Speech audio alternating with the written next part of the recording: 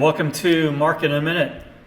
I know all you Buckeye fans out there, you're probably pretty disappointed in the Indiana loss, but look at it this way. They needed that motivation last year after they lost to Michigan to go through the playoffs. Maybe this will be kind of a repeat.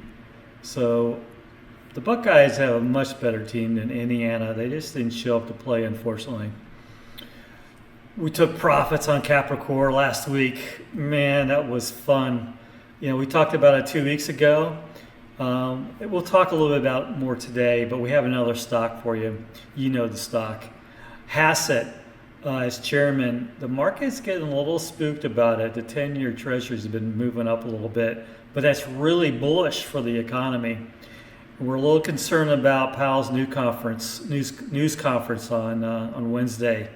He's got to get in the game and not talk the market down in terms of his expectations of cutting rates, because there's clearly a lot of rate cuts that could happen next year. So, market update. The Federal Reserve will cut rates on Wednesday. We're pretty sure about that, by 25 basis points to go from 4 to 375. I don't like the range. It's 375 to 4. We've never had that issue before with the Federal Reserve. They give a range now, but the higher end of the range is 4. Powell will cut it to 375, and then they'll probably say that they're on hold. They need to see more data. The jobs numbers have not been very good lately. What we see has been reported. So the Trump administration floated Hassett as a new chairman. We think it's really bullish for the economy, and he'll obviously put pressure to bring those rates down more than probably what's expected now. What's expected is 3 to 3.25. So we think that, the Federal Reserve will give some guidance on that on Wednesday, what they think 2026 will look like. It's definitely not 2 to 2.5%, where probably Haskins would want to take that. So the federal funds rate at 2.5 would be really positive for the cyclical parts of the economy, the interest-sensitive parts, the value, small caps, biotech. All that would be very positive. Would not be really good for growth companies, because on a relative basis, those growth companies will look like they're growing slower than some of the other sectors of the market. You'll see companies like maybe Dow Chemical look like a growth stock for a short period of time. So it could be negative for the momentum Mag 7 stocks as we go through next year and Hassett's appointed, and we get rates lower than probably what's already built into the stock market. So we're looking for that rotation. And you can see here what we're talking about in terms of the 10-year. 10-year treasury got down to about 4%. Hassett was floated, okay? And it's went up above the 20 and 50 day, also broke the 100-day moving average. And now the next moving average is a 200-day moving average at 4.25 approximately. We start to get concerned when it breaks at 4.25, so we'll have to keep an eye on that. That could hurt valuations for the stock market. We see support in the yield curve at roughly 4.5%. So maybe that's where it's headed if it breaks that 200-day moving average. Now, in terms of the stock market, we're back up here. We're back up to the old highs, pretty close to it anyway, and we're at resistance. That's roughly 68.50 roughly on the S&P 500. Now down at 2730 is where we become concerned. That would be the 20 and 50-day moving averages. If it breaks through that, we think it's not good. We think it'll either repeat what it did prior, move to the 100-day, or maybe corrects all the way down to the 200-day. So we're watching, kind of this tight band that the market's in currently. So it's incorporating some of the issues of the bond market, with Hassett maybe being appointed, and we're at high valuations. We're up there in terms of stock prices. So stock prices could move down if bond yields continue to drift higher. Real estate investment trust. Somebody asked me not long ago what a REIT was. Okay, A real estate investment trust is basically real estate or income from real estate in a security that 90% passes through, 90% of the income has to pass through and paid out as dividend. So these are higher yielding securities. So 90% of the income, taxable income, has to be distributed. We've been in the agency REITs and it's been really good. I mean, really nice, huge yields. The stocks have been performing well as the agency bonds have been performing well. So nice kicker. Yields in the 15 as high as 20, close to 20% range. And it's because of the spreads in those agency bonds that have been distorted because of what the Federal Reserve has been doing. So now I think it's time to start looking at the equity REITs. So here's a chart of the REITs. We're down at roughly 85% of net asset value. That's pretty inexpensive unless we go into some sort of major decline or a recession. It tends to bottom out here. So if you remember, we talked about the BDCs a week or so ago, how they looked attractive. Now the REITs all look attractive as well. We still like the mortgage REITs. However, they're not real cheap like they were. Hold them for income. And the equity REITs look pretty positive at this point. So here's an idea for you. IYRI is a symbol. Indian, yellow, Robert, Indian.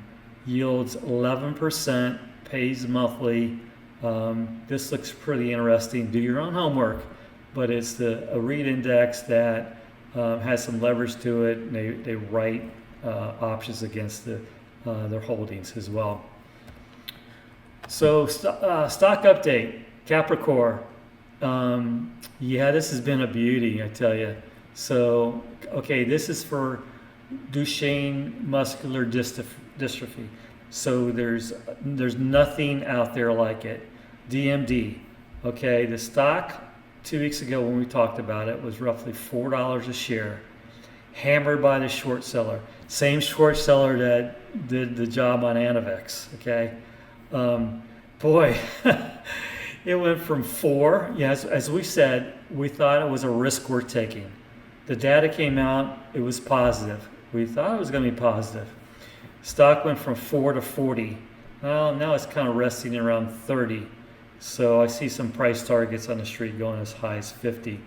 If you were short this stock, you just got your butt kicked, really kicked. I think the same thing is going to happen with Anavex. Let me walk you through that. It's the same short seller, pound his chest, right? I just sorted Capricorn 2 weeks ago. This is my next short idea. As he took down Anavex on some probably misinformation or misanalysis. So Anavex went to the European Commission for approval, the EMA. The EMA, I think what they said was, we need some supporting data to approve it. So Anavex said, fine, we will refile and we'll show you the biomarker data, which looks very positive. I'm not sure why they didn't have it at the meeting or include it in their filing. Okay, they're going to show the biomarker data, and I don't think there's going to be any issue with getting this approved. This happens at the EMA, so they just don't kill the drug off so that you can refile and get approval. So when the minutes come out, it'll be any day now, so it has to be 30 days after the last meeting they released the minutes. So it could be sometime this week, I'm guessing. You'll see that, hopefully, you'll see that the EMA had no problems with the drug. It's they needed some more supporting data. Now keep in mind, we think that the Anavex may have also met with the FDA, and we'll get a path forward on that, hopefully sometime this month, or possibly when they go to the JP Morgan conference, and I think it's the 12th or the 13th, when they present their company in front of a lot of very large pharmaceutical companies that would probably love to own this technology. So JP Morgan is going to be big for the biotechnology group. And I think we're going to see a nice drift higher as we go into the end of the year for these stocks. They have momentum. And there was a great news announcement last week that the FDA is no longer going to require, on most drugs, 2 clinical trials, phase 3 trials. So they have 2 trials set up that, both trials need to be positive to get approval. So they're only going to require 1 trial. That's a major cost savings.